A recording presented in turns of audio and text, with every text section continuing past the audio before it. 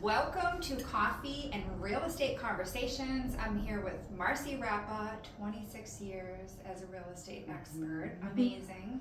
And can you share a little bit about what you are seeing with the real estate market this fall, especially compared to the last few years? Absolutely. We have active buyers that are out looking, but what we're finding is that they just want to go to open houses.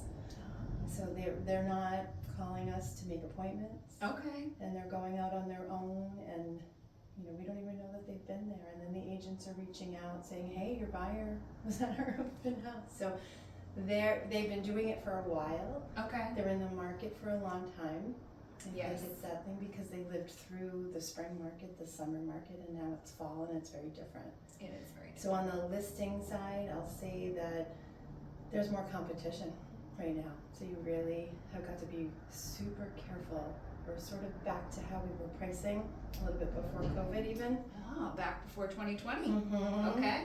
So you have to be more aggressive with your conversations, more assertive with my sellers. It's trying to educate them that escalated price may not come. We don't want to chase the market down, is what I've heard as a Yeah. cheerleader for the real estate industry Right. for a long time. If you price too high and the buyers are looking and not taking action, and now you have a lot of days on the market, we are seeing price reductions. Yeah, there's a lot more inventory. So last year at this time, let's say in the town of Medway, we might have had 3 or 4 listings. Now we're up a lot higher. We have significant more, up and down 495. Okay. So it's Hear that? Lots more opportunity, everyone. I love it too. That's a It's great just getting the word out to buyers.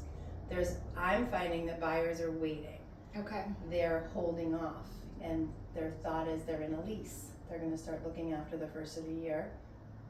I'm going to advise that now is a better time to jump in and make your purchase and break your lease. Do you think it's true that statistically you get a better deal in the winter? Now, Yes. fall into early winter, but as soon as that clock hits midnight on New Year's, it becomes a seller's market. Okay. Because buyers start to come out, and that's when houses start selling for multiple offers. And When we it's hear spring market spring used market. to be. Yeah. It's now January 1st. Okay.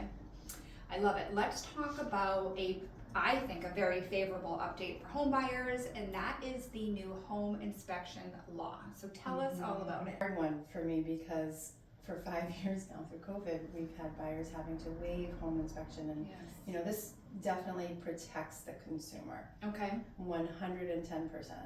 There's documents that both the seller and the buyer are having to sign that's full disclosure Okay. that a home inspection is necessary in a real estate transaction. Okay. Does that mean that no one can waive the home inspection, Correct. even if they want to? Correct. Wow, that's The a very big discussion change. cannot come out of our mouths. It can't come out of your mouths. We can't advise consumers to waive. Even if they bring it up, we need to discourage it. Okay. We can lose our license over it. I wish this had gone into effect a lot sooner, but better late than never. That's a really great update, and I think it was October 15th. Yep, so our brokerage, as of this week, we have to attach the documents to NMLS that are required with an offer. So Okay. a seller cannot Yeah, I feel like it's sign already an been offer. Yep. slowly. As you know, we get the word up front, whether it's mortgage industry news or real estate news, we jump right on it because better be prepared than delayed. If there's any active listings out there, they should have the new documents up and out onto the MLS system. I love to talk about because I have been seeing the winds of change blowing, and in conversation with realtors, some of them that are in, let's say the agents that are more in the city markets or the suburbs that are closer to the city, still a strong seller's market in a lot of cases. But if buyers sending me properties to run numbers on, and it's like all price reduction properties. With that being said, if a property has been sitting and a home buyer wants to roll in closing costs, so they ask me, Nicole, can I just roll in closing costs? On a purchase, you can't roll it into the loan unless you take a higher interest rate, and that's called a no closing cost loan, and then you're paying higher rates and a higher payment over the life of your loan. So you can request a seller credit towards your closing costs, which is really just rolling them into the sale price.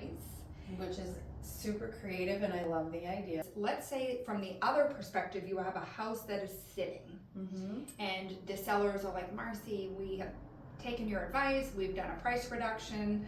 Let's talk about how a seller can get creative in maybe offering a credit. Is that something you're seeing coming back?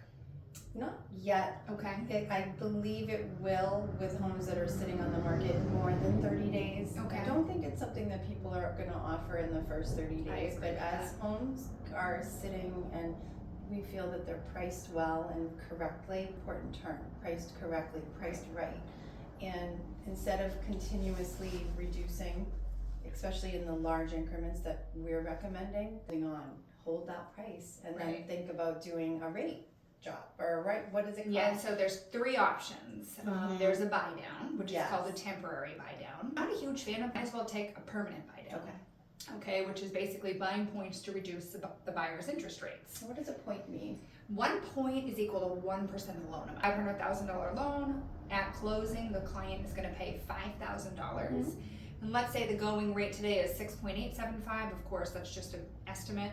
And they can pay the 1 point and get their rate down to 6.625, for example. Now it varies, there's no exact calculation for 1 point buys down the rate X amount. It wildly varies and it varies day to day, actually. And how does it change their payment, their monthly payment? It depends upon the loan size. It's important for buyers to do is a cost versus savings analysis. Are you better off taking that seller credit that you have, let's say it's a $5,000, applying it to a temporary buy down, which is you may see a 2-1 buy down or a 3-2-1 buy down, a permanent buy down, so your rate's gonna stay at that lower rate for the term, or a closing cost credit, that's option 3. What is the maximum amount of a closing cost credit that a seller can provide to a buyer? Right, because it's not limitless, right? It depends upon the loan type. So conventional under 10% is a max of 3%, whereas government loans are more flexible. With VA loans, they can actually roll in debts, for example. It's one of those unique and funky things about a VA mortgage loan. Do you think it's a better market now for a veteran to use the product? Absolutely. I actually just have a veteran today that I will be locking in, and she started last spring, made several offers that were not successful, and found a house she liked, did not have to really move fast like we have been having to do.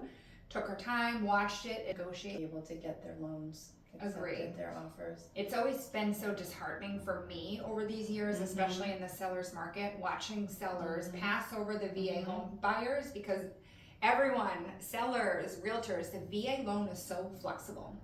They allow higher debt to income ratio, lower credit scores. If we bump up against something, the veteran can actually call the regional center to ask for exceptions.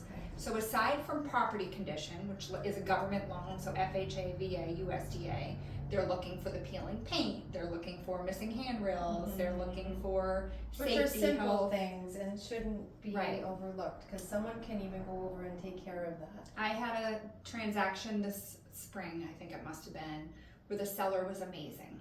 The seller fixed everything the VA appraisal came up with, including putting on a new roof for this veteran, and unfortunately she got orders and had to ship out 2 days before closing.